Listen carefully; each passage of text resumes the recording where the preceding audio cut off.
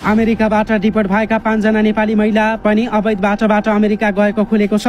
अमेरिकाबाट डिपोर्ट भएर आइतबार काठमाडौँ आइपुगेका 37 जनासँग मानव बेचबिखन अनुसन्धान ब्युरोको टोलीले सोधपुछ गरेको थियो। त्यसै क्रममा फिर्ता आएका महिलाहरूले आफूहरू अवैध बाटोबाट अमेरिका गएको खुलाएका थिए, तर उनीहरूले अमेरिका पठाउने व्यक्तिबारे भने सूचना दिएका छैनन्। केहीले पहिलो वा दोस्रो नाम मात्र भने पनि त्यो उल्लेखनीय थिएन।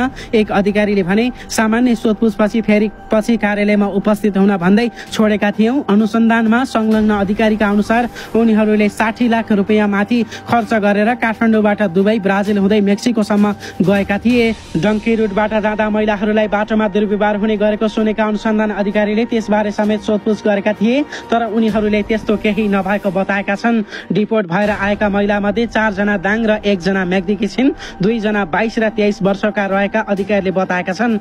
उहाँहरू अमेरिकी सीमासम्म पनि पुग्नु भएको रहेछ, तर मेक्सिकोको पर्खाल नाग्ने बित्तिकै पक्राउ पर्नु भएको रहेछ। ती अधिकारीले भने त्यसपछि केही समयसम्म कानुनी प्रक्रिया चल्यो, पछि उहाँहरू डिपोर्ट भएर आउनुभयो। अध्यागमन विभागका महानिर्देशक गोविन्द रिजालका अनुसार अमेरिकाबाट डिपोर्ट भएर आइतबार 37 जना काठमाडौँ आएका थिए।